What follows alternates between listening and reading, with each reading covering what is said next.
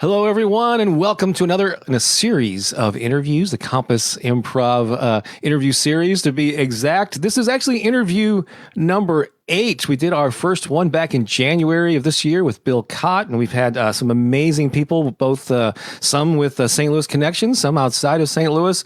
But this guy who's joining me on screen right now via Zoom is definitely has a St. Louis connections. There he is right there. It's Andy Sloey. Hi, Andy. How are you? Hi, Bob. Good. I'm realizing I look like a total ghost. So, yeah, well, that's a Are you ghosting me already? Oh, I'm here, but I may be dead. It looks like looking at the stream, and I look very, very pale. So it is what it is. That's okay. We have to have that tanning filter, I guess. Yeah, I need a tan filter. But I'm really excited to talk to you here. And by the way, I'm Bob Baker. I'm on the Compass board. I do a little of that improv thing myself over the years. And in case you don't know, Compass Improv is a nonprofit based right here in St. Louis, dedicated to fostering knowledge and celebrating this awesome art form that actually has its roots in St. Louis with the Compass Players back in the late 50s and Gaslight Square. I just watched actually a documentary on YouTube about Channel 9 did, I think, some years ago on Gaslight Square, and learned a little bit about it, and Crystal Palace and all that. And, but anyway, so yeah, here we are with another interview in this series. Here's the plan for the hour.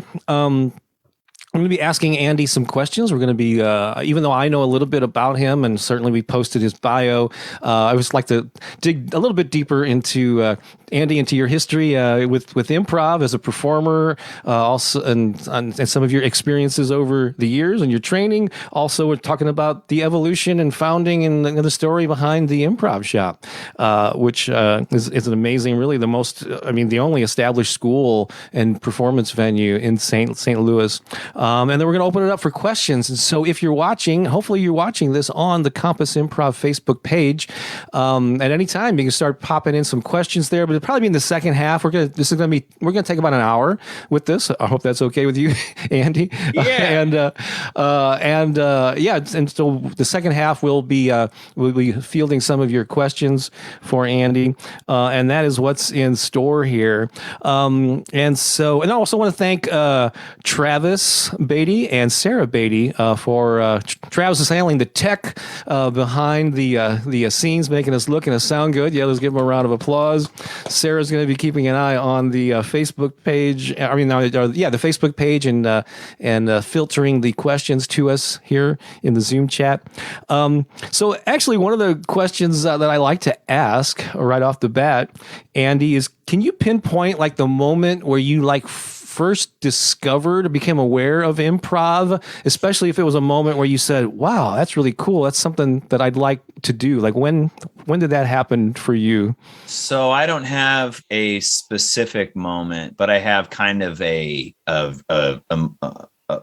tableau of moments that kind of describe it. I was in a play when I was in 4th grade that exposed me to performance. Mm-hmm. And what that was like and how fun that was. 4th grade. Wow, that's pretty young. Yeah, so that was great. People were paying attention to me in a way that wasn't negative or bullying or being made fun of. So that was a first. So I was like, this is fun. I like this. And then my parents encouraged me to do more auditioning for like local shows, theater stuff, like in late elementary school and then to middle school. Probably then in middle school is where I first was exposed to, well, you know what? I don't think even in middle school, I wasn't doing very much theater at that level because I didn't take any drama classes in middle school. But it was probably like in high school, and it was a mix of watching Whose Line Is It Anyway? For sure. And then playing theater games in drama classes in high school, for sure, was where I was probably first exposed to it. I can remember doing something with some kind of over the summer thing in middle school or early high school where we were doing improv and we were doing like freeze tag. And I think freeze tag was probably one of the first games that I ever played. That I was like, wow, this is fun. This is cool. So a little light bulb went off in your young head there. Mm-hmm. So you went to high school in the 90s, right? Mm-hmm. I guess. Yeah. And so if you were exposed to Whose Line then, it would have been the UK version of it? Yeah, it was. Okay. VHS tapes of the UK Whose Line. So you had Ryan Stiles and Colin Mockery, Brad Sherwood. I think, yeah. The British host guy, Clive. Something, Clive right? something. Yeah, I don't remember what his name was. But that was definitely my first exposure was watching that, and then on those tapes, it was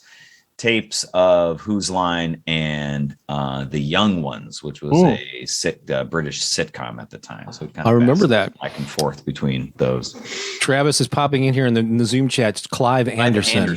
There we go. Yeah, thank you so much. We have our fact checkers. That's brilliant. They're in the Zoom chat, except for me going like this. I'm being told now that. So we have one overlapping influence from our various high school. We were in high schools in different decades. I was in the 70s. You were in the 90s, and we both. And I have a feeling she's actually watching live on Facebook right now. But Phyllis Thorpe was my senior year in high school, like drama teacher, and I understand that. I think it was in the early years of her teaching career. Perhaps that was at Maplewood Richmond Heights High School. But she was also one of your part of your theater department. Was it Parkway South? Parkway South. Yeah, she was the head of the theater department at Parkway South when I was a freshman, sophomore, and junior. Very cool. And you remember doing improv or improv related things? You did a lot of shows or some shows with her? Or, I did a lot of shows. Yeah, that was the one thing that I did in high school was do theater. Go fig. I was in every production that was on stage in some capacity from actually my the end of my 8th grade year and then all through high school. In some capacity, I was a tree. My mom reminded me over Thanksgiving that I was a tree in one show. So I was on stage. I don't know if I was credited as a tree, but I definitely played a tree.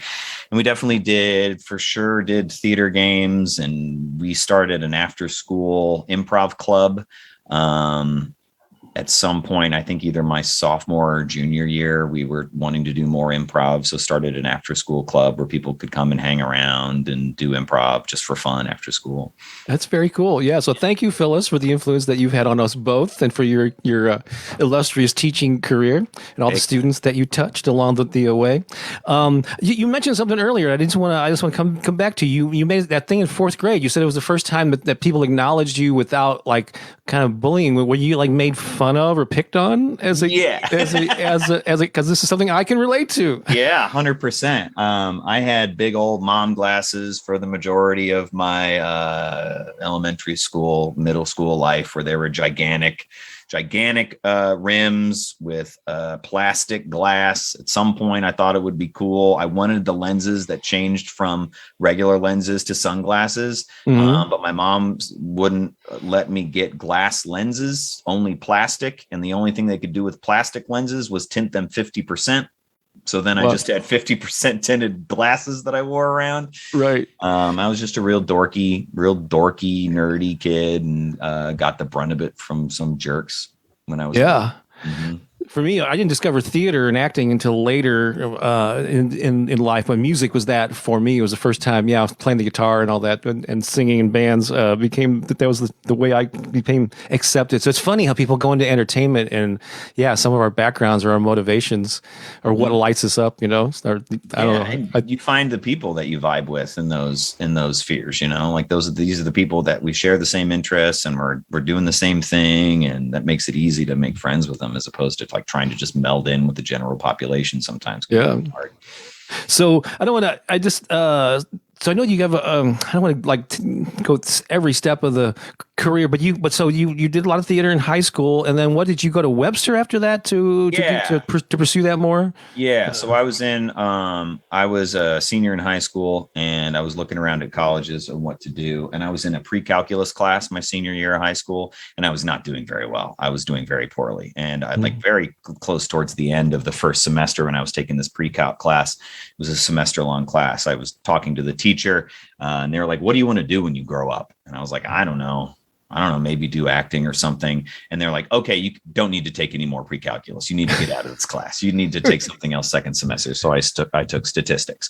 But that was kind of the beginning of it. So then I was looking around, and I didn't even realize at that point that Webster Groves had the Repertory Theater of St. Louis, or that Webster University had an acting conservatory program. So I applied to it and I auditioned for it and got accepted, and that's where I went. That is awesome. And then, so what, 4 years at Webster University, I guess, or Yeah. you got, and then you got like listed in your resume there, training at Second City and IO, which a lot of people do. So did you actually move to Chicago then for a while for that? And how long were you there? Yeah. So right before, I was doing improv in the Union Station. It was a comedy sports venue, and then it turned into this venue called City Improv, and a bunch of my friends from college and from a long time ago were doing improv up there. So I had done some improv at college, mostly it was just acting. So then I went up there to play and played there for about a year with the cast. It was all short form, and we had a group come down from Chicago that was called Mission Improbable, which was at that time, I believe, it may have been coached by Liz Allen at that point. I know later they were, but if they were coached by Liz Allen at that point, it's this weird circular Harold, Life is Harold type thing. But I saw their show, and we competed against them in a short form show. And then we watched a long form show, and it blew my brain out the back of my head. And after their show, we hung out at the theater and then hung out at a friend's apartment. And one of the guys in the cast was like, yeah, you should just move up to Chicago.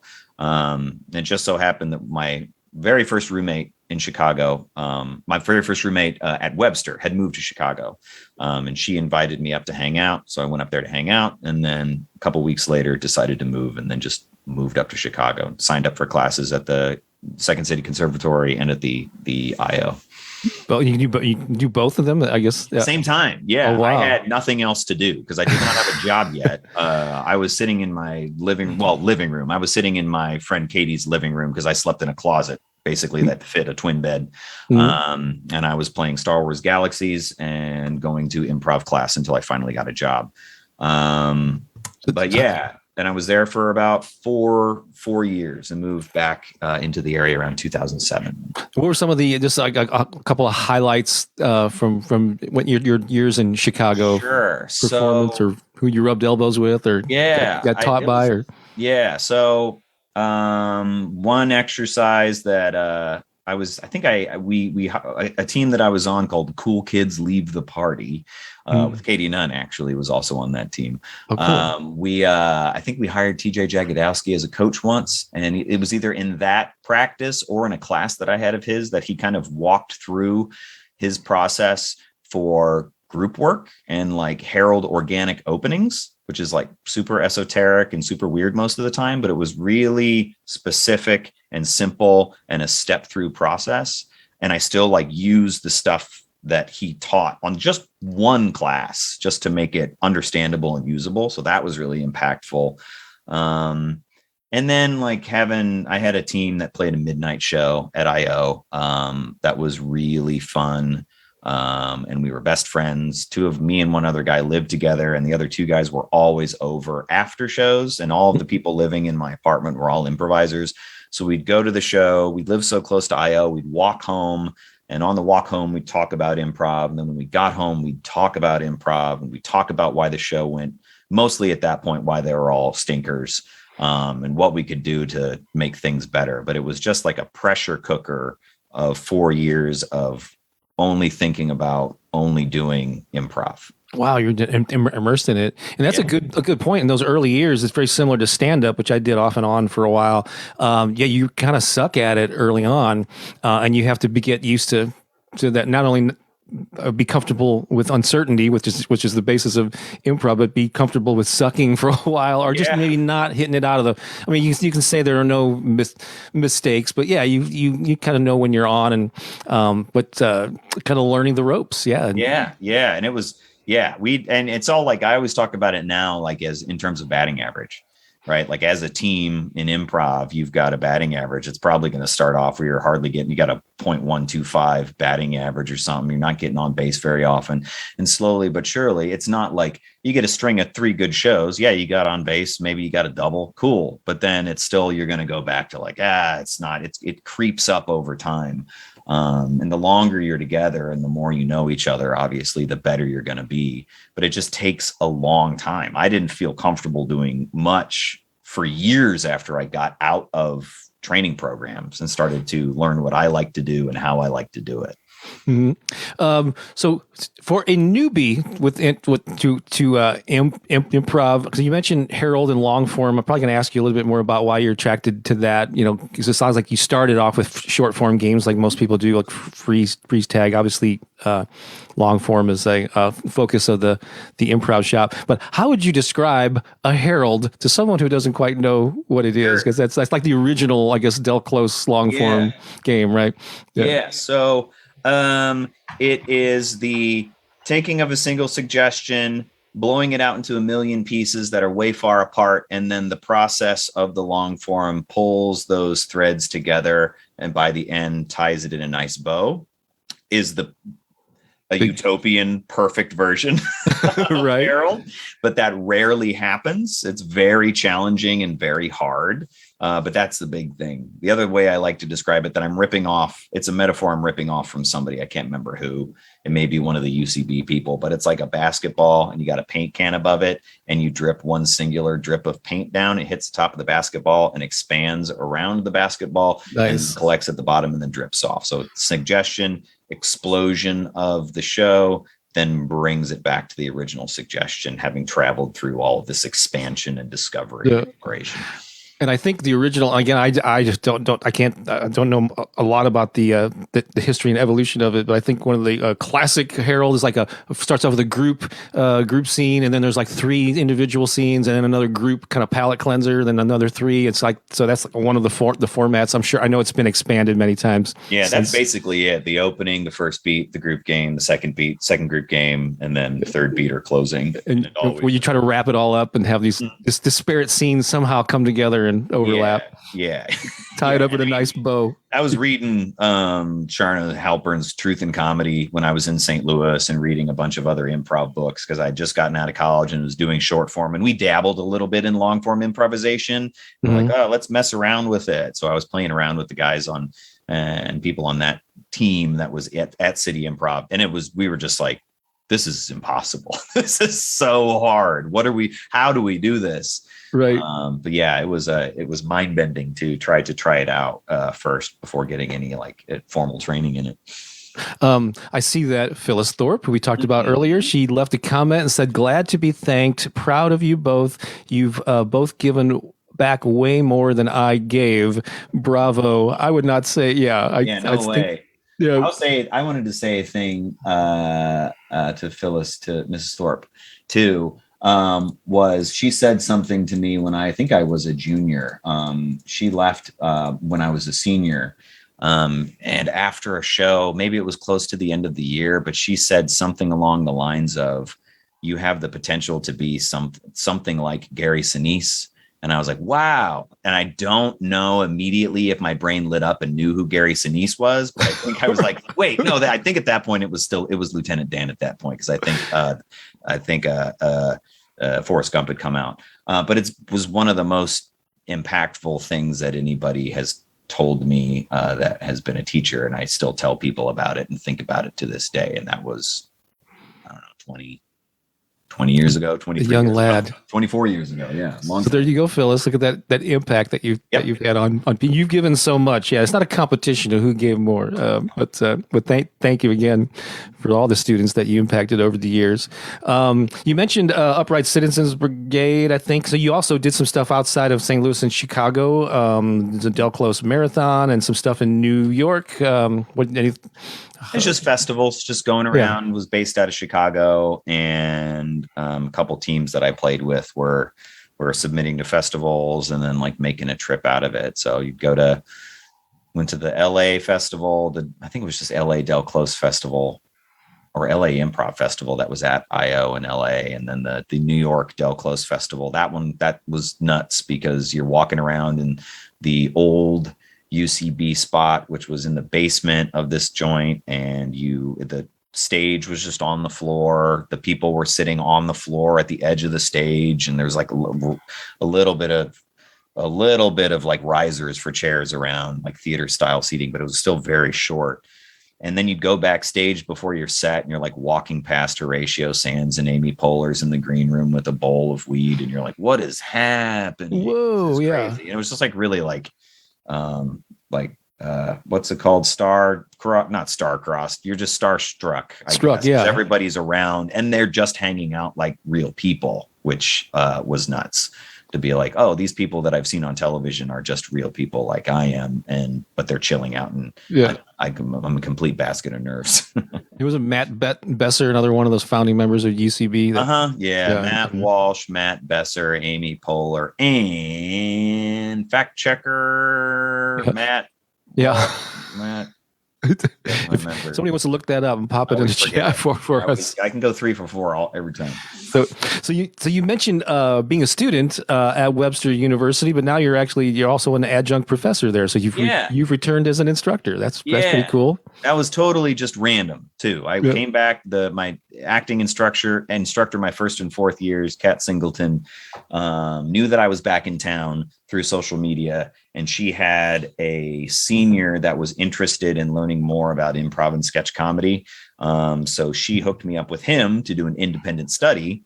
And then I did an independent study with him and a small cohort of his friends.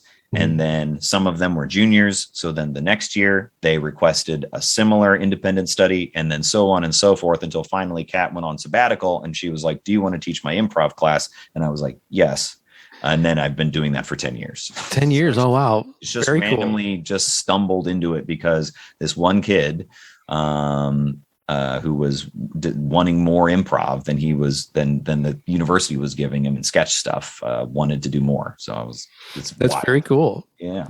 So let's talk about the evolution of the improv shop. Like what were the seeds that planted? And I understand, it was different venues. Are you, I don't know yet. So tell me that story as much of it as you want to. Yeah, I'll try to be it's long and winding. I'll try to be as concise as possible with it. So Kevin McKernan, who's the founder of the Improv Shop, started teaching classes under the Improv Shop moniker in 2009. 2009. Okay. Yeah. So he put an ad up on Craigslist looking for people wanting to take an improv class. And he had a curriculum that was based loosely on what he went through at the IO in Chicago. I was also in town at that point, and I was teaching with the Improv Trick with Bill Cott. I was doing long form classes. And I saw Kevin's post about classes for his thing called the Improv Shop and saw his website. So we met up for drinks and hung out a little bit. And both were like, man, that guy's cool. At least I thought he was cool. I don't know what he would say, but I thought, man, that guy's really cool. That's really fun. It'd be neat opportunity to find an opportunity to work with him. So he taught this one cohort for an entire year. They didn't do much stage time. And then eventually they had student showcases at the Tin Can, which was on Locust. It was a bar. They had a ground floor level. And then they had this kind of weird elevated seating area on the second floor that worked perfectly as a stage. So he did that and then invited me to do a show. We did first show, I think was in 2010, or I think it was 2010. The first show was a Thanksgiving show. So the Wednesday before Thanksgiving, we did a show. And then after that, we had conversations about, we should do a show every other Thursday at this Tin Can venue because they don't have anything else going on. So we started there and then started to teaching classes out of there, running shows out of there, expanded to Thursdays and Mondays. Then and this is still the Tin Can. Tin Can, yeah. Then the Tin Can closed. Tin Can closed. So we were like, oh no, what do we do now? So we moved to a venue. We moved to Pat's Bar and Grill in the upstairs of Pat's Bar and Grill in Dogtown. Taught classes out of there. Did shows. Tiny little 40 to 50 seat venue, maybe 50.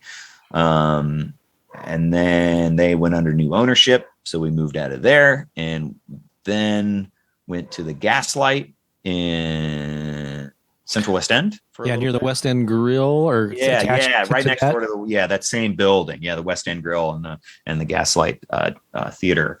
We were there for just a little bit before, I think, moving to the basement of Brennan's, because when we were at Pat's, we had started to make moves to get our first actual brick and mortar venue that we rented in the Central West End at the corner of Euclid and Washington. Mm-hmm. So it had to be fixed up and had to be permitted and all this stuff. So it took a while to get in there. So we were at the basement of Brennan's and Gaslight. maybe Gaslight was before. It's kind of a blur. And then, so we're at Euclid. We were at Euclid for 3 years, and did shows and classes out of there, rented annex space to increase the amount of class space that we would have, because we quickly ran out of space in the actual theater venue. And that was at a building, the annex was that building down like a block or so away? Whole bunch. There was one that was right kitty corner to the Euclid spot that used to be a dentist's office for sure. It was really gross. And then the other one that was actually kind of nice was on McPherson and Euclid, which was right down in the Central West End proper. And then from there, it's spread out. And then we eventually bought the building that is where the Improv shop currently resides at 3960 Shodo. On the edge of the Grove. The edge of the Grove. End of the Grove. Yeah, nobody cares that we're in the Grove Economic District that far down. Which you're next to White Castle, which is it's a landmark. You can and the Quick Trip, right? Yep, that's the easiest way to reference. People are like, "Where are you located?" I'm like, "Right next to the White Castle, across from the Quick Trip in the Grove." And like, I know exactly where that is. I drive past that place all the time, and I have no idea what's happening in there. Like, well, there you go. So was this so? There's only been 2 physical locations that you actually kind of owned or operated or whatever, and that's the Euclid location and your current location. Had that been a dream though, that you and Kevin, even though you were using these kind of borrowed spaces or whatever, did you have this vision of having a standalone brick and mortar for a while prior? I mean, I don't think so. No, it just kind of came up. I don't know. I don't know what Kevin would say, but I was all we mostly were just like we love teaching classes and we love running these shows and we love performing and it's really fun. So and like it eventually turned into a thing where there was this large community of people that were taking classes with us and performing in shows. So it was kind of also out of like an obligation to the people that were part of the community to keep finding places for the thing to keep continuing to provide space for them to keep doing the thing. So like, a lot of the things that as it moved along, a lot of it was just kind of like, oh, dumb luck. Oh, this place is open for rent. I guess we should rent it and teach classes out of there. Okay, that makes sense. Oh, this place we could buy this place. Okay, cool. Let's go ahead and buy that place. So it just seemed it's kind of an organic evolution. It sounded like and I mean that's you can see that like we're just learning things constantly. Okay, now we have a bar. Oh, John Langan was a bartender at IO for a really long time. He knows how to bar manage. Great, he can be the bar manager. So wow, kind of like slotted in organically as the thing grew. Because I'm guessing you didn't have any prior experience running a venue or a restaurant or a bar, right? I'm maybe same with Kevin. So you just had to kind of just like improv, you learn as you go, right? Yeah, I know more about facilities management now than I ever dreamed I would know. That seems. I mean, I know I've never had wanted to do that. It seems, but I know people that have, and it's just like you're taking on a pretty big responsibility there, and you also were you doing this along with the day job? I'm guessing too. Yeah, right? For a long time I worked in from 2007 to about 2015. Yeah, that's about right. About 7 or 8 years. I worked in Cuba, Missouri, which is an hour southwest on 44.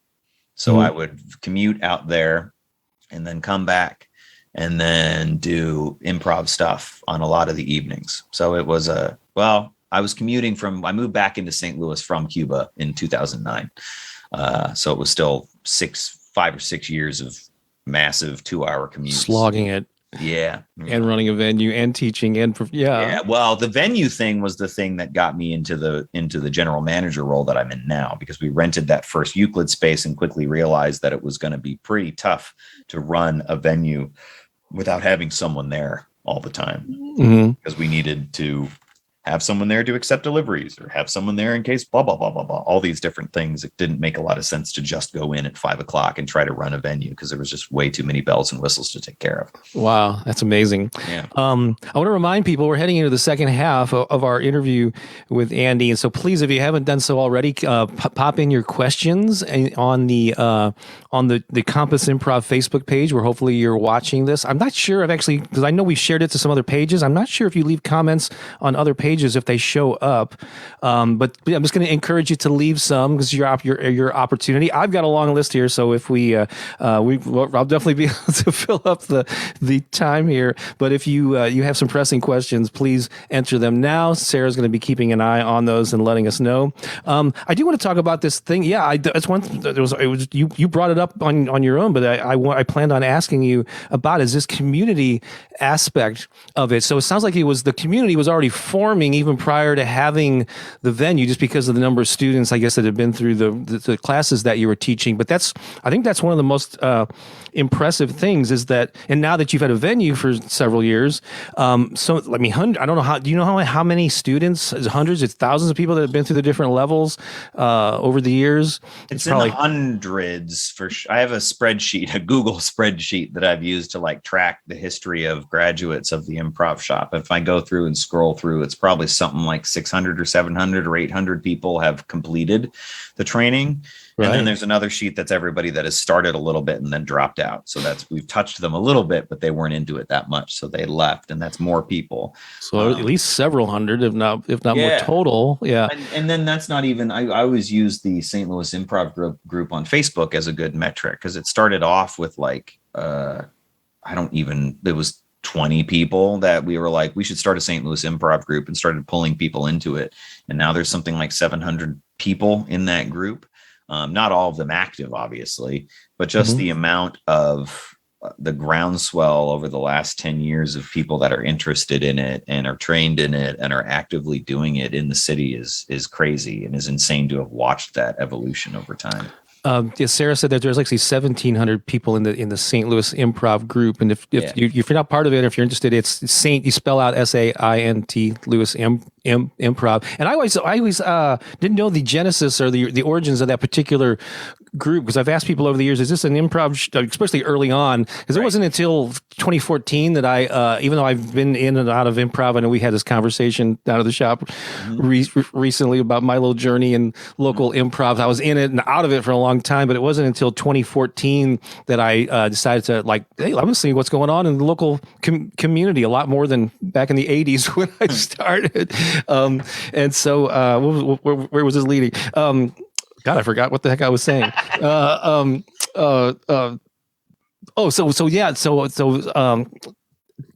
I discovered the improv. I may have even reached out to you in those days, just becoming aware of the wider variety of things. But I asked is this improv group specific to the improv shop, and I was told that no, it's a whole community.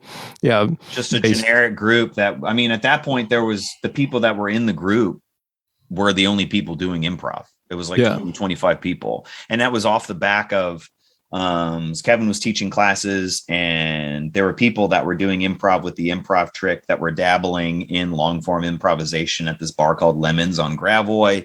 On every like Tuesday night, they were doing long form improvisation in this little divey bar at the time. Now I think it's been renovated. It looks nice. I don't know. I haven't been there. But like that was it. And I think I don't know if I created it or if Kevin created it, but we're like, yeah, we should probably create a Facebook group. I know I've been an admin of it forever, just because I'm on it all the time, I guess. And I created it or Kevin did, but it's just a generic, everybody in. It happens that I post a lot of stuff in there for the improv shop because it's the easiest way to get a hold of people or let them know about news of what's going on, because nobody checks out our website really. It's mostly just through social media and the Facebook group and like Instagram and stuff. Mm-hmm. But so let me circle back to the community aspect of this. So now you get this. I have noticed, there's a pretty tightly knit group of people who feel connected, and in fact, a lot of the comments on the page there, especially during the pandemic when people weren't able to meet, you could tell that they were just missing that connection with their family or whatever. So I'm just, but how did that take you by surprise? Was that sort of an unexpected benefit of having created this venue and the space for people to come together? That people would like find each other and kind of fly. Yeah, that you build this community of. Yeah, well, there's a, what is the quote? I never remember this quote verbatim. It's a Kurt Vonnegut quote. Hold on, I gotta find this. Kurt Vonnegut.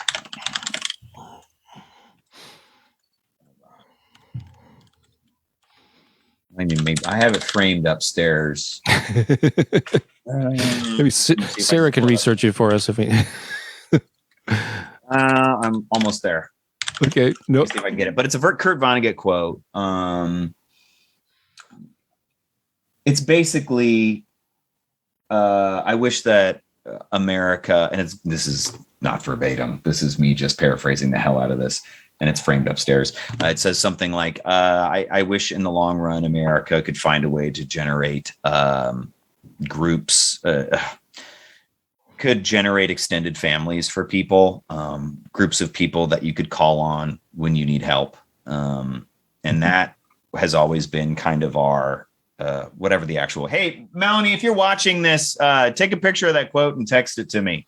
I know she's upstairs. I just heard her playing it on her phone. So anyway, that's the quote. But the basic thing we've always talked about is like the performative aspects of it. And it's also referenced in some of the, like, we have quote posters around the venue for stuff that we think is like valuable. And before we opened up Euclid, Kevin had these quotes framed. We put lights on them during the show.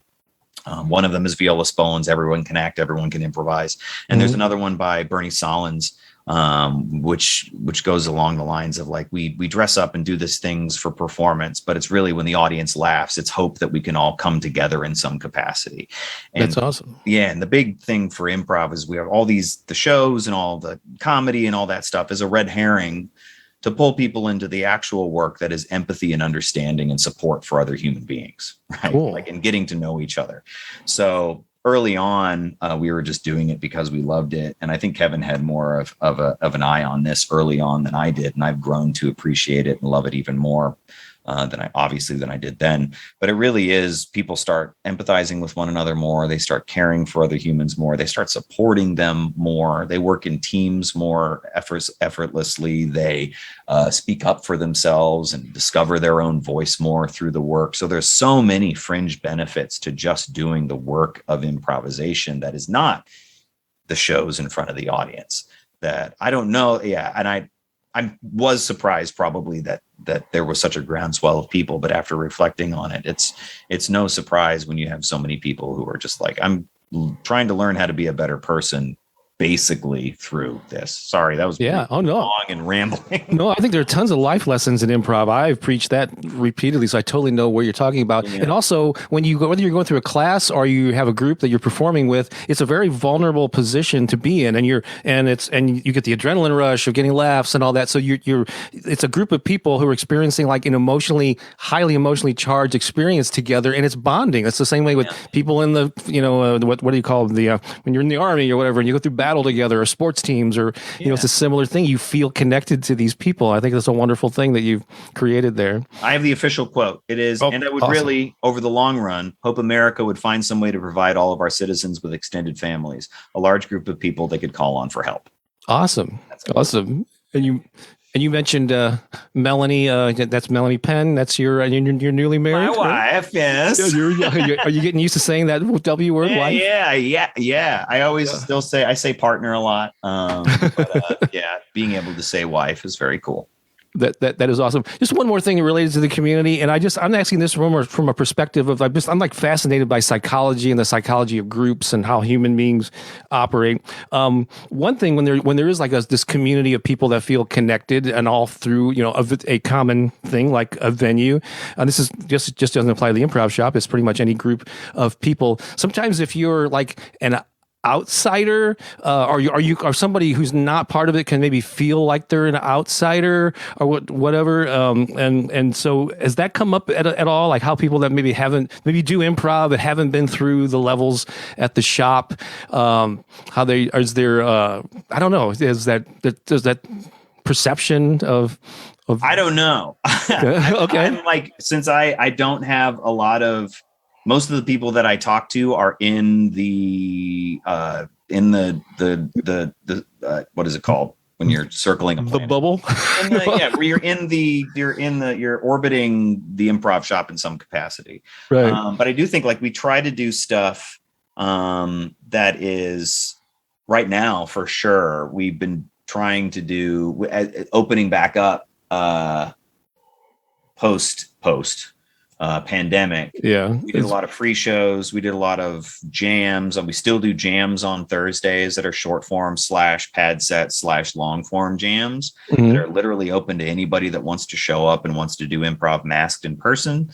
So we try to open it up. And I mean, and the same thing with like applying for shows too. I've had a couple groups that have a lot of people that haven't been at the theater, but it's like, yes, I'm going to schedule you for a show on a Friday for one of these free Friday lab shows, because we want to be as open and inclusive as possible to anybody that wants to access it. At the end of the day, we still charge for classes because we're a business. Oh, sure. But, we try to create a lot of avenues for people to be able to engage with us or whatever, and the community that supports the Improv shop through as many like shows and opportunities as we can. That's cool. Yeah, when you have several hundred people that have been through the classes there, and I think a lot of them want stage time. Yeah, it makes sense to want to cater to those folks. But yeah, you also create opportunities for others to get involved, which I think is great. So we got some comments coming in. So Phyllis Thorpe earlier we've mentioned, she has no memory of the Gary Sinise comment, but she stands by it. She says, I remember Andy and Susan literally being on the first place team in the Thespian Conference in the early days of theater sports. Let's see here. I don't remember that, Phyllis. I don't remember being on a first place. I don't remember that. That's funny. So you have selective memory from those days. We do have some questions coming in, but Phil, since we're on Miss, I guess we're trained to think of her as Miss Thorpe, right? Yeah. From our high school days. We're calling you Phyllis. It says, and this is actually a question that was kind of on my list too. It says, what do you see in the future for your students, hang on a second, performers, audience? Yeah, maybe like as someone who's got immersed in improv, like where is improv going? It seems to be expanding. I mean, it seems like it used to be like it was rare for people to run into somebody who did improv. Now more and more people are doing it. Oh yeah, I did that at work, or high schools that you mentioned have clubs and all that. Right. But so where do you see it going? So hopefully one of the things that Kevin talked about early on was like the St. Louis can go multiple ways. It can go the way of like all what is that? Baseball park, sports ball park, whatever that is, just a bunch of bars and a bunch of baseball. Woo! Beer. It can go it can go in that direction, or it can go in a more artistic and cultural direction. And having a venue that's dedicated to improvisation in the city hopefully is something that will make the city a little bit cooler, just in terms of having this venue that is just dedicated to comedy and improvisation is cool. Hopefully what will happen is, like, in my dream, I said this the other day, one of my hopes, and it's not just tied to the improv shop, it's tied to improvisation in general, but because I do the improv shop, I'm like, that'd be nice if it was the improv shop. But just, how at like Lambert, the airport, there's that we walk down one of the concourses and it's like, the Muni, the Repertory Theater, the Art Museum. Oh, wow, look at all these cultural institutions that are in St. Louis. That's very neat. I just want improvisation to be represented on that board somewhere, because you said earlier, we do have the historical Compass Improv players played in the Gaslight Square at the Crystal Palace, and the kitchen rules were created on Westminster in a house that you can still walk past if you want to go walk past the house where the formulation of kitchen rules were started. So there's a lot of history, and hopefully it's something that over time, through constant exposure, more people in St. Louis will have an understanding and comprehension of what improvisation is, period. So what I think, like, the future of it is, like, hopefully over time, there will be more and more shows and more theaters and more bar prov happening inside of bars, and more and more and more, because the more it grows in the city and the more venues it happens in, the more the population in general will have an understanding of what it is. Because people come to improv shows right now and they see one show. Usually, this is me being very generalistic here, but they come to see one show and then they're like, oh, I don't like improv, because they saw one show, right? They saw one long form team. So they saw one band and decided they hated all music. And it's like, that's not how it works. There's a whole bunch of different styles. There's a whole bunch of different individual players and teams and groups and ways that this thing can happen. So it's not like you're going to see a stand-up that you don't like and condemn all stand-up comedy. It's just a thing that but the audiences don't have that level of recognition of it as an art form yet. So that is my hope for the future, is that St. Louis grows to have more of an understanding and appreciation of the art form in general. And yeah. It's like I read one book, I didn't like it, therefore I'm not going to read anymore. Right. Yeah. I'm done reading. I read this one. I hate books are bad. Yeah. Well, that's one thing that I appreciate about the show Whose Line Is It Anyway, which you mentioned, being influenced by the British version. Is that's the one service that it did was that it made, especially in the Drew Carey era, it made improv pretty high in the consciousness of people. Now it was short form, and some, they had to edit it in a certain way to make it appealing for television, which didn't maybe reflect the live show. So some people might put it down for that, but I think it served a purpose in that regard.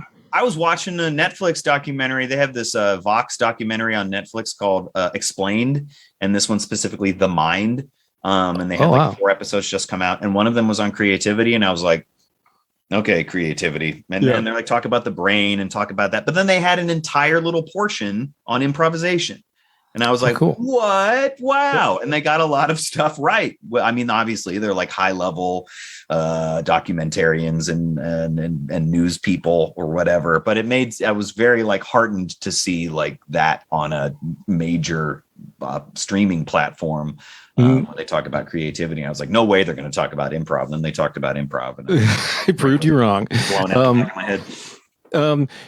Aunt Janet, who you may know as Mike Newman's aunt, she has some questions about classes and stuff. How and I understand there's been a little rearranging at the Improv shop. You've cut down on the number of levels. Is that correct? Or how things evolved? What's available now? Sure. So we made class sizes smaller, and we cut down the total number of core levels in the curriculum.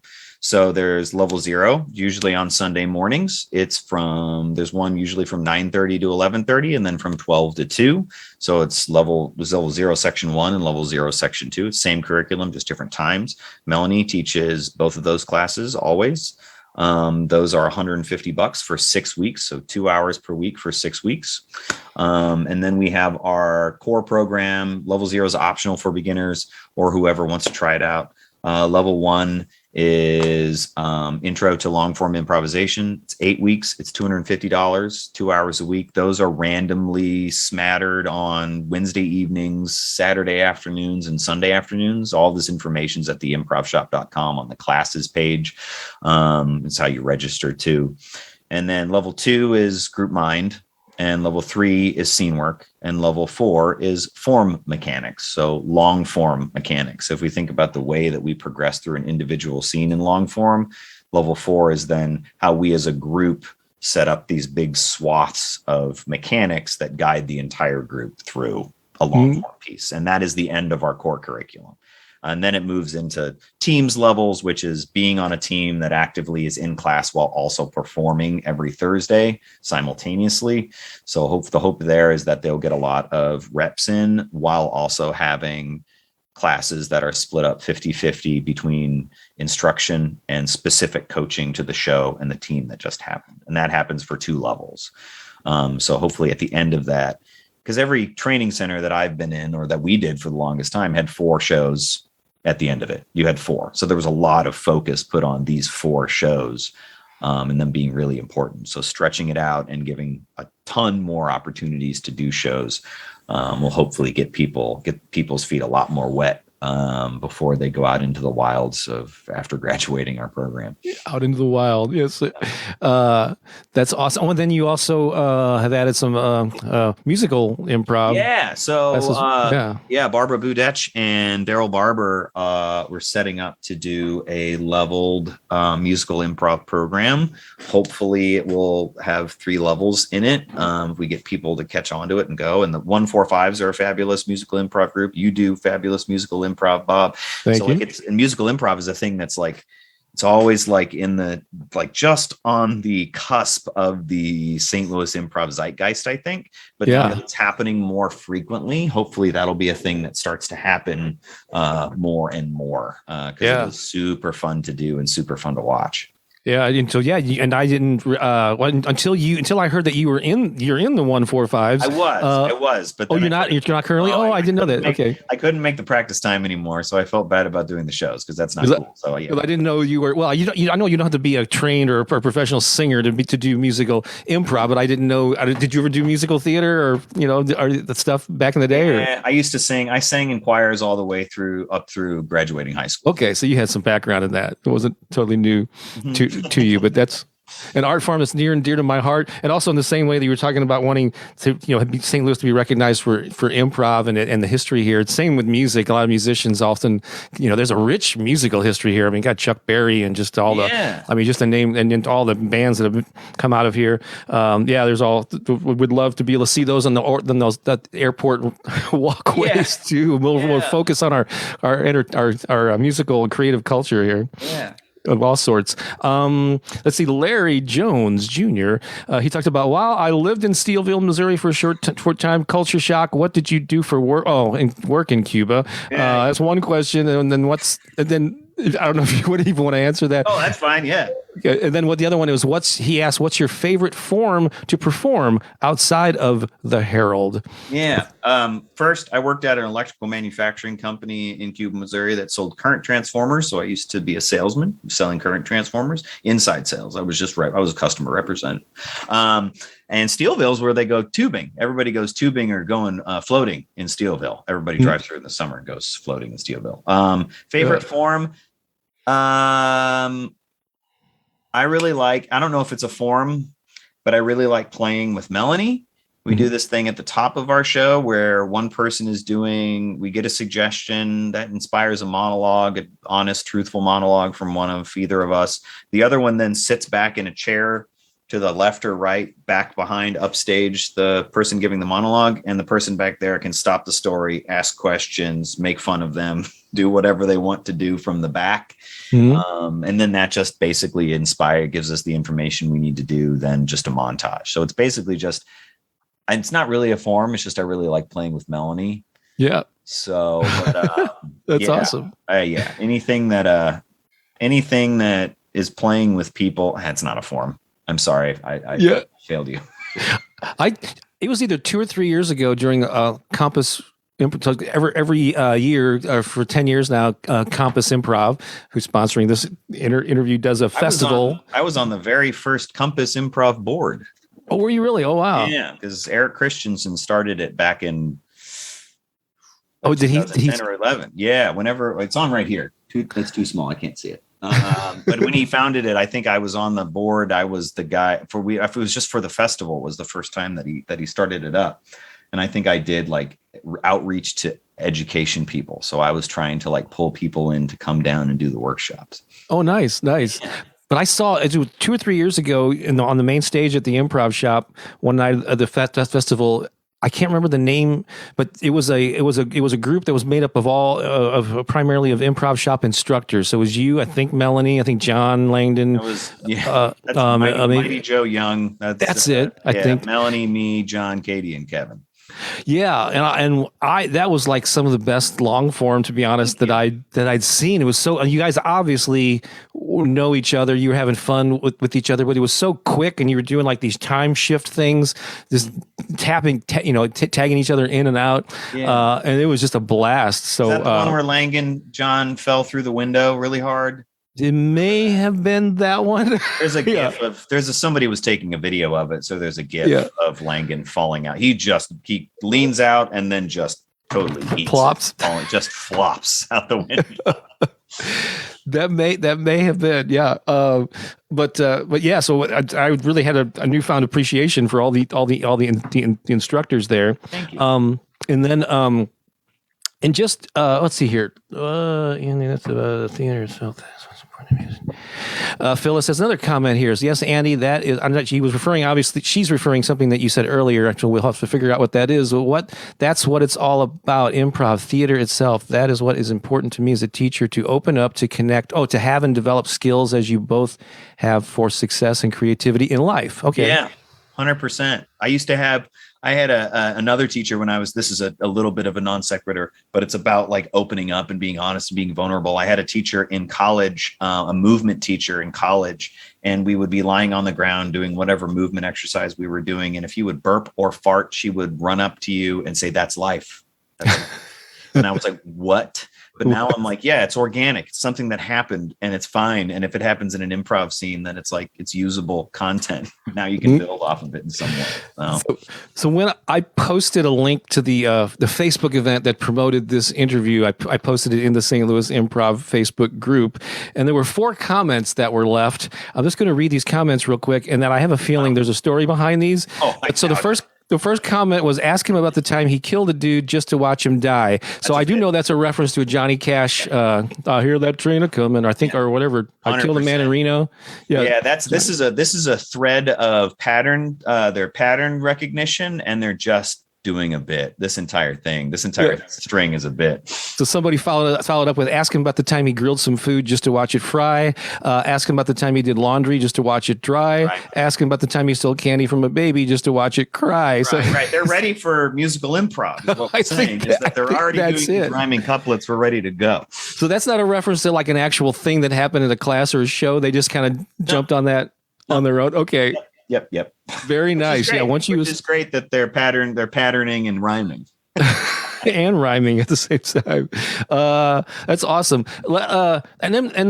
Just let me add, we got like 5, since we started at 5 after, we can go to 5 after, I guess, to keep it to an hour. And then, so when we talk about this long form versus short form, obviously, I think you mentioned early on that you were exposed to long form at some earlier year in your career, and were blown away by it. And so obviously you and Kevin, that's the focus of the improv shop. Is there how do you see do you see a place for both of them? Do you see, like, some people, I don't know, I've compared like short form to, if I compare to music, to like there's pop music, where long form maybe is more like jazz or something. I don't know. How do you see the difference between the two? And are there some people that do long form that look down on short form or have a snooty attitude about it? Or is that even a valid thing? Yeah. I think that's stupid. That's the dumbest thing anybody could have that opinion. It's all the same stuff. All the same stuff. Short form gives you concise, specific rules that are going to help you engage the audience. Yeah. That's great. And it can be as deep and as relationship based as long form improvisation. There's no, short, long form can also be very aggressive and poppy and very hit. Yeah. Right? Just like short form can be slower and deeper, right? It's all the same stuff. Right. And that don't let them say that stuff, Bob. They're just trying to drive a wedge. It's all the same stuff. I always come back to that, where it's like the short form improv makes you a better long form performer. Long form improv makes you a better short form performer. It is back and forth and both. And that's why the Thursday night shows at since July, since we've reopened, have been heavy duty short form. Anytime we have an opportunity to do jams, Katie Paul's been a big proponent of short form and fan and performer of it for the longest time. We've had shows that have had short form elements. It just so happens that it's like, well, what we're really passionate about is doing long form, but then on the sides, we're always ready to mount a short form show or short form jam. Cool. Because it's the same stuff. It's just good. I'm glad to hear you say that. Yeah. I totally agree. Yeah. Aunt Janet asked, did you meet Melanie through improv? I'm assuming that's we didn't go to the same high school. We were separated by several years, but I did meet Melanie initially through improvisation. Yeah. That's another thing that's crazy with the community element of the thing, is how many people have gotten married and now have kids that met each other through improv stuff, which is wild. That is awesome. That is awesome. I'd love that. And then Travis here, who's again working the tech with Sarah handling the comments, says that there's still pictures of you on the Compass Improv website. Like on the what page? Yeah, well, I'm not sure where he found that. Or there's an archive or something. It's on the outreach page. Oh, I see. I'm going. So your influence is still being. Yeah, I didn't know that about. I guess I need to look back at the history, the 10-year or more history of the of Compass Improv. Yeah, there's a really young Eric Christensen there. There's a relatively young Doug there. Wow, Yeah, that's cool. that is very awesome. So let's wrap things up here. Yeah, this is something I want to. If you had to sum up, Andy, something that you're like known for, or maybe like the biggest thing that you bring to the, because we really didn't talk to about, really the art of improv or any techniques, but maybe we'll save that for another time. But if there's like something that you bring to the table as an improviser or a coach that kind of I don't know, you're known for, or something, maybe something that you preach. That's like I preach. Yeah, I preach emotions. Emotions. I think that's probably my biggest thing is I want you to being affected. So like in any scene, you have the capacity to let your scene partner affect you and make you feel something. And I think that is the basis of all. It's the basis of all like performance. Like the whole acting is reacting trope, right? It is that. It is make your scene partner look good and make the things they're saying important by reacting to them and let them make you feel something. And cool. In making me feel something, I then return the favor and then you feel something. And then we got a nice little stew going. Yeah. And in a scene, like at the beginning of a scene, is it okay? Can you like maybe just choose an emotion that your character has before it evolves, or can you just choose that along the way? I guess that's one of the exercises that I run a lot is like pick an emotion before you go. And then the challenge is if you pick two emotions and the context feels really bizarre and doesn't feel like it'll work, if you just stick to the emotion and keep working with it, eventually you'll figure out how it works in the context that you've created. But it is challenging. But it is one of the best things to do if you're in the middle of a scene and you're like, this is tanking. What do I do? Oh, react. Oh, yeah. Make my scene partner important. Oh, yeah. Yeah. That's right. And it's with Tara DeFrancisco I interviewed back in June. She said like a mantra that her and Rants have is answering the question, who are this? I guess they do a twosie, too. Yeah. They go, who are these people and how do they feel about each other? Yep. Like that's what they stay focused on. That's like their mantra. And so, yeah, if you know your characters. Go ahead. I just remembered a mantra that I used to say that I need to say more is just simple, dumb, repeatable. Simple, dumb, not judgment call, negative, dumb, but simple, dumb, repeatable. Simple enough to be able to wrap my head around whatever this thing is that we're doing. Dumb enough that it's like easy and fun, and then repeatable so I can do it over and over again. That's cool. Which can lead to a pattern, perhaps, too. Exactly. That's it. Yeah. Because when you're making up stuff, like even and in musical improv in particular, you're not trying to create this like new genre. You're taking maybe a familiar style, and you need to be able to communicate. You're not trying to create like you're not Frank Zappa or something trying to create avant-garde jazz. You just keep it simple so you can communicate to the audience and to your fellow players what the hell you're singing about. Yeah, real quick. That's why musical improv is so wonderful, is because you are just communicating, and it's like musical improv, not musical theater, where it's like the songs are communicating from the heart. The solar plexus is singing this song, right? It's all from this like this is exactly how I feel. And when you do that in musical improv, it is a clarion call for what this scene is about and how I feel. And it is simple, because if it's too complex, like you can't structure your song around that. Right. Yeah. So it's like for me, it's just a perfect example of simple, dumb, repeatable. Yeah. And I've often heard with musical improv, you're not using a song to like move the plot forward. Like it's going along and there's some inciting incident, and then the character sings about what they're feeling about that thing that just happened before they move on to another scene or another thing. And so, but it's hard to keep. That's the challenge, is to keep that in mind and to practice that when you're in front of an audience. Right? Yeah. Yes. And then you have to rhyme on top of that. Yeah. So all right, cool. So where can people go to find out more about either you or the Improv Shop, or both? Sure. They can just go to theimprovshop.com. That's where all of our classes are posted. That's where all of our shows are posted. Also, we maintain events for all of our shows on our Facebook page. I think it's just the Improv Shop -STL.